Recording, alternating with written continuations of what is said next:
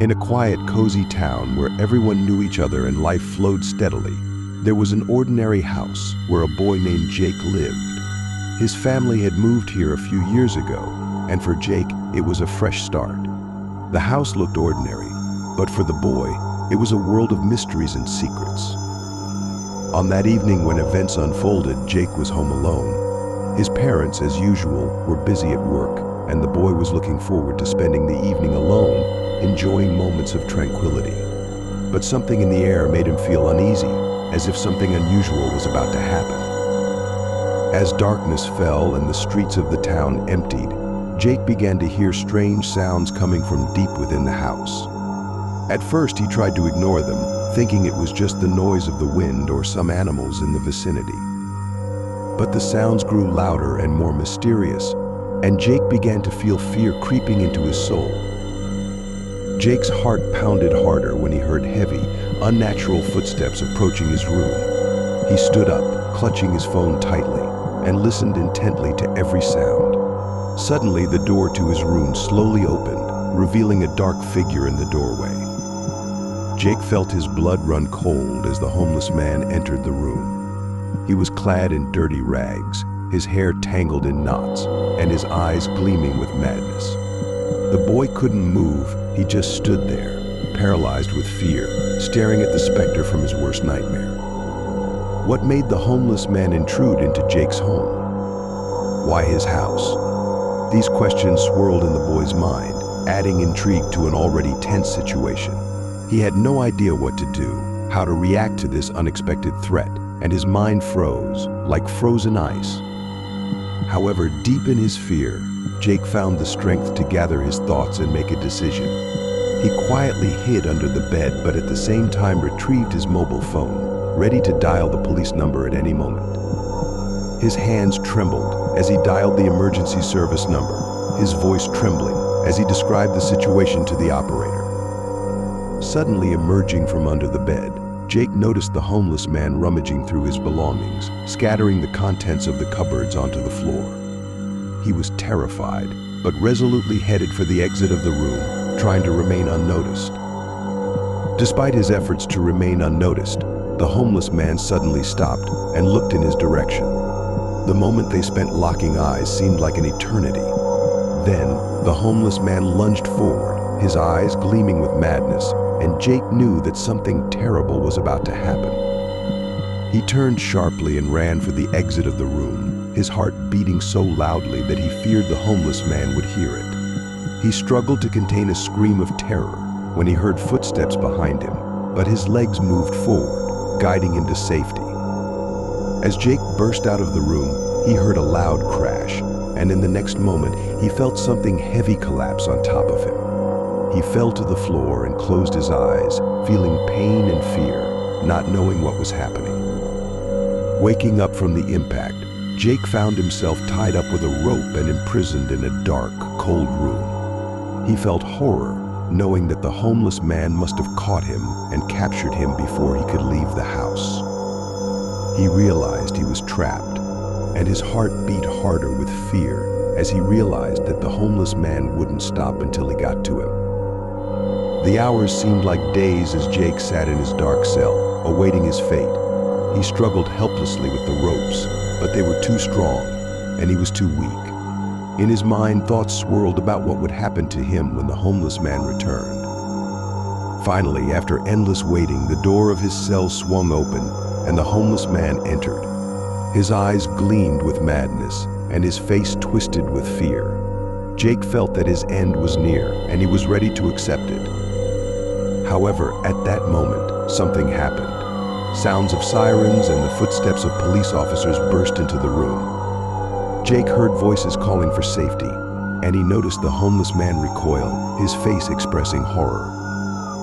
The police stormed into the room and arrested the homeless man, saving Jake from an inevitable fate. He was freed and taken home to his parents, who greeted him with relief and joy. After that incident, Jake never stayed home alone until his parents returned. He realized that even the most ordinary house could hide danger, and he became more cautious, always keeping his phone ready to call for help.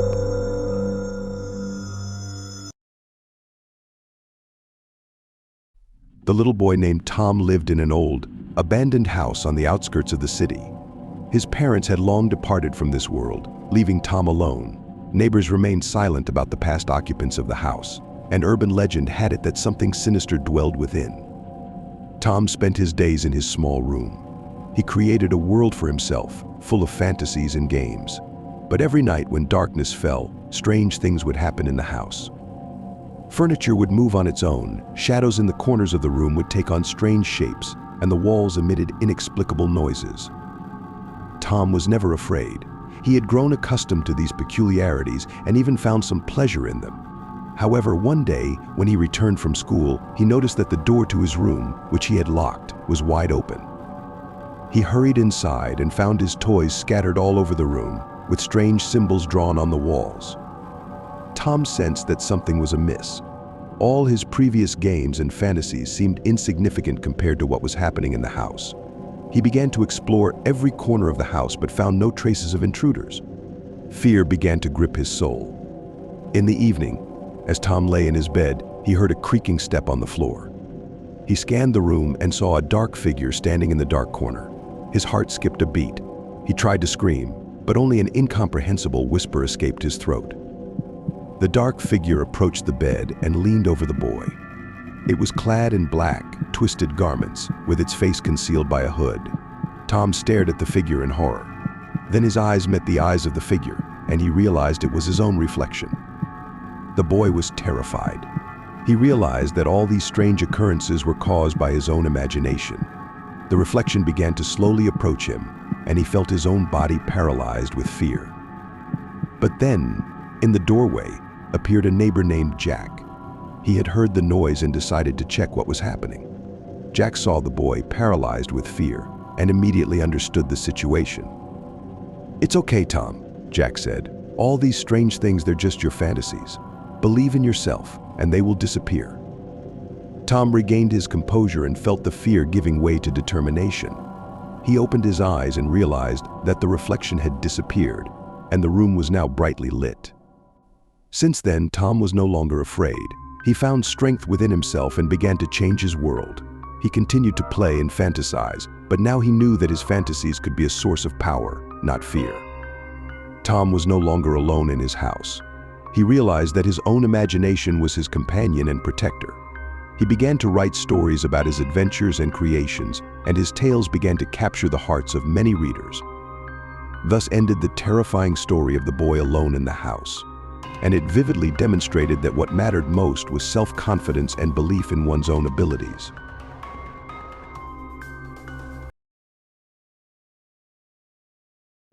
Little Daniel found himself home alone. His parents had gone on a business trip, and his grandmother, who usually looked after him, fell ill. The parents decided that the boy could manage on his own. Daniel was already old enough to spend the evening at home by himself. The first few hours passed peacefully. Daniel was busy with his own affairs, watching TV and playing computer games. But as the sun set, the little boy began to feel uncomfortable. Loneliness crept into his soul, and he started to hear strange sounds coming from the depths of the house. The first thing that frightened him was the creak of a door. Daniel remembered locking all the doors, but the sound still persisted. He tried to tell himself that it was just the wind, but the feeling of unease lingered. The next sound was footsteps on the stairs. Daniel froze, listening as the footsteps drew nearer and nearer.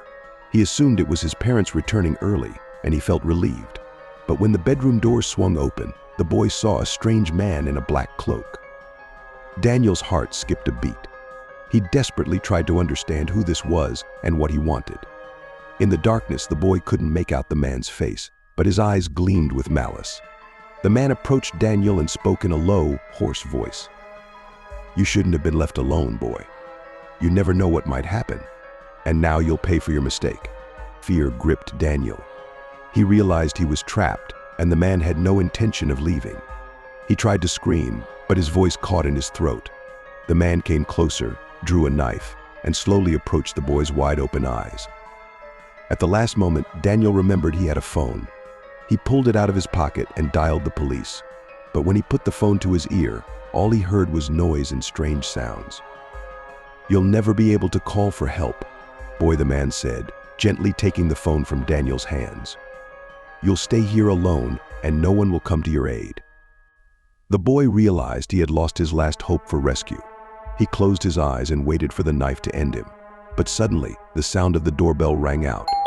The man, flustered, released Daniel and went to answer the door. Daniel, without hesitation, rushed to the window and ran out onto the street. He screamed for help, but no one heard him.